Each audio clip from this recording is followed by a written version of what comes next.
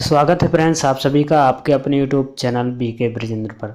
आज की इस वीडियो पर आप सभी को बताने वाला हूं कि मुख्यमंत्री दिव्यांग विवाह प्रोत्साहन योजना का लाभ कैसे प्राप्त करें।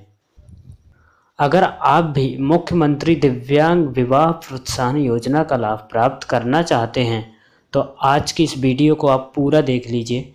इसके बाद आपको सारा कुछ मालूम चल जाएगा कि इस योजना का लाभ कैसे प्राप्त करें।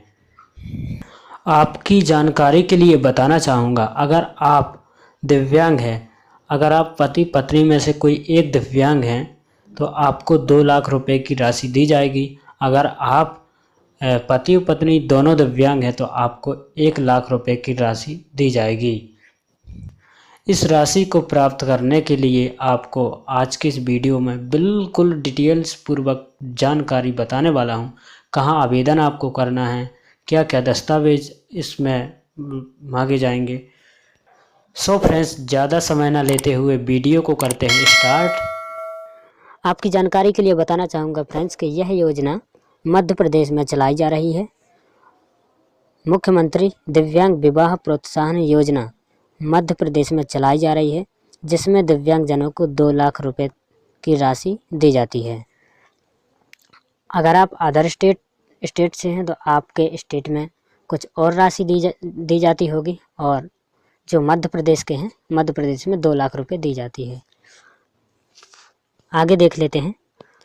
आप सभी को फ्रेंड्स बता दो कि इस योजना की शुरुआत 12 अगस्त 2008 में की गई थी। अब जान लेते हैं पात्रता के मापदंड। पात्रता के मापदंड इस प्रकार हैं। अधिनियम 1995 की धारा 2 में वर्णित परिभाषा अनुसार 40% या उससे अधिक निःशक्तता होना अनिवार्य है।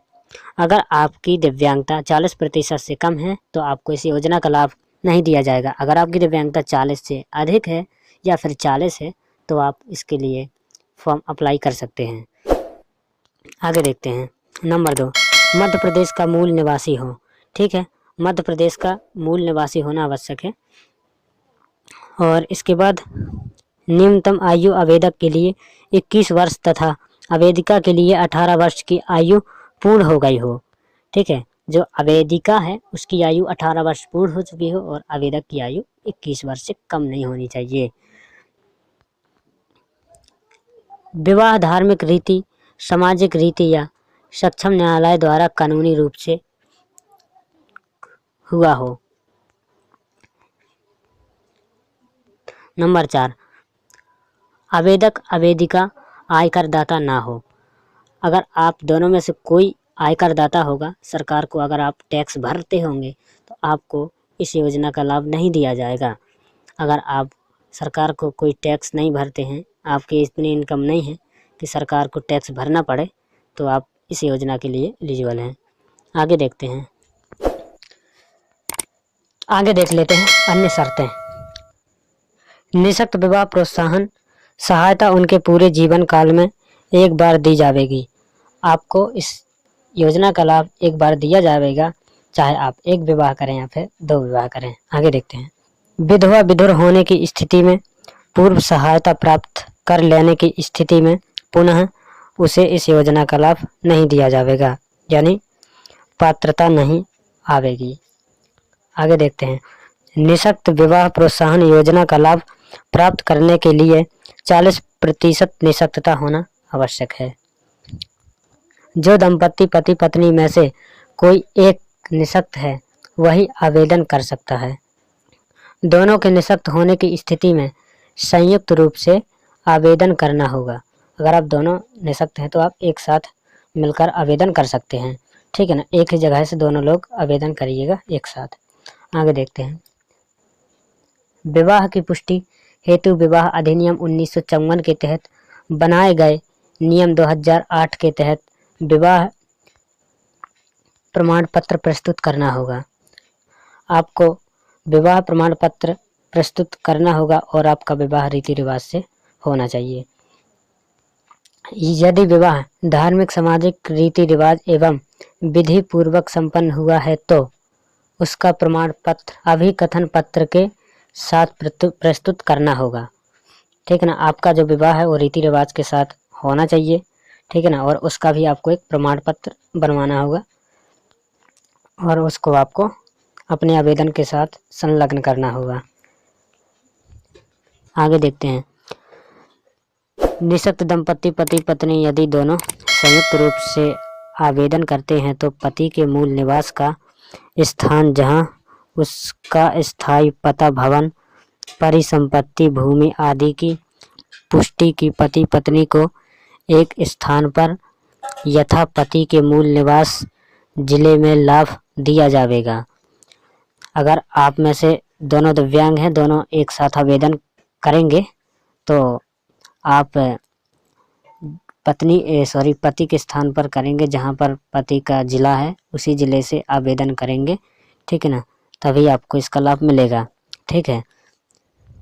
यही व्यवस्था यदि पत्नी विकलांग है और पति का निवास स्थान पति से भिन्न है तो पत्नी आवेदन के रूप में जिस जिले की वह मूल निवासी है वहां उसको आवेदन करना होगा, ठीक है ना। अगर पत्नी दिव्यांग है और पति किसी भी परेशानी नहीं है तो वो पत्नी अपने जिले में ही आवेदन करेगी, ठीक है। आगे है निःशक्त विवाह करने के पूर्व निःशक्त विवाह प्रोत्साहन योजना का लाभ प्राप्त के लिए उसी प्रकार आवेदन करना होगा जिस प्रकार मुख्यमंत्री कन्यादान निकाय योजना के लिए आवेदन किया जाता है, ठीक है ना। उसी प्रकार आपको आवेदन करना होगा जिस प्रकार मुख्यमंत्री कन्यादान निकाय योजना के लिए किया जाता है। निःशक्त दंपत्ति में से कोई आवेदन पत्र विवाह संपन्न होने के 1 वर्ष की अवधि के भीतर आवेदन करना होगा, ठीक है ना। आप में से जो भी दिव्यांग इसका लाभ उठाना चाहते हैं तो अगर आपका विवाह 2022 में हुआ है तो आप 2022 यानी 1 साल के पहले इस योजना का लाभ उठा पाएंगे। अन्यथा की स्थिति में आप 1 साल से ऊपर आपका विवाह हो जाएगा तो आप इसका लाभ नहीं उठा पाएंगे। यानी आपका विवाह 2022 में हुआ तो आप इसका लाभ 2024 में उठाना चाहेंगे तो आप इसके लिए पात्र नहीं होंगे। अन्यथा निःशक्त जन प्रोत्साहन योजना का लाभ प्राप्त करने की पात्रता नहीं रहेगी, ठीक है ना। अन्यथा आप इसका लाभ नहीं उठा पाएंगे। अगर आपका विवाह 1 साल से अधिक हुए बीत जाता है तो आप इसका लाभ नहीं उठा पाएंगे। आगे देख लेते हैं। इस पॉइंट को आप सभी को याद रखना होगा, इस पॉइंट पर ज़्यादा ध्यान दें। कहा गया है स्वीकृत सहायता निःशक्त व्यक्ति के विवाह विच्छेद अथवा विवाह विघटन 5 वर्ष के पूर्व होता है तो विवाह प्रोत्साहन सहायता राशि शासन को वापस करनी होगी। अगर आपका विवाह किसी कारणवश टूट जाता है 5 वर्षों के अंदर और आपने सरकार की जो सहायता राशि ली है आपको उस राशि को वापस करना होगा। अगर आप इस राशि को वापस नहीं करते हैं तो आवेदक द्वारा राशि वापस नहीं किए जाने की स्थिति में भू राजस्व की बकाया की तरह सहायता राशि वसूली के योग्य होगी। आगे देखते हैं सहायता राशि आपको कितनी दी जाएगी ये देख लेते हैं। योजना के अंतर्गत दंपत्ति में से किसी एक के निःशक्त होने पर सहायता राशि ₹2 लाख एवं दोनों दंपत्ति युवक एवं युवती के निःशक्त होने पर ₹1 लाख की राशि प्रदान की जाती है, ठीक है ना। अगर आप में से दोनों दिव्यांग हैं तो 1 लाख रुपए की राशि दी जाएगी। अगर आप में से कोई एक दिव्यांग है तो आपको 2 लाख की राशि दी जाएगी। आवश्यक दस्तावेज आपसे इस प्रकार मांगे जाएंगे। आवेदन पत्र के साथ निम्नलिखित दस्तावेज अनिवार्य रूप से संलग्न किए जाएं। सबसे पहले मध्य प्रदेश का मूल निवासी प्रमाण पत्र की फोटोकॉपी और नंबर 2 चिकित्सा द्वारा जारी दिव्यांग प्रमाण पत्र की फोटोकॉपी, ठीक है। नंबर 3 आय करदाता न होने का सक्षम अधिकारी द्वारा प्रमाण पत्र की फोटोकॉपी, ठीक है ना। और नंबर 4 आयु संबंधी प्रमाण पत्र की छाया प्रति। और ये उन लोगों के लिए जो दूसरा विवाह करके राशि प्राप्त करना चाहते हैं तो उनको ये वाला प्रमाण पत्र लगाना होगा अपना डॉक्यूमेंट्स। विधवा होने की स्थिति में पति का मृत्यु प्रमाण पत्र की फोटोकॉपी और साथ ही बैंक बचत खाता की फोटोकॉपी। लिख लेते हैं। सहायता प्राप्त करने की प्रक्रिया, आपको यह राशि किस प्रकार प्राप्त होगी, मेन पॉइंट आपका ये आता है।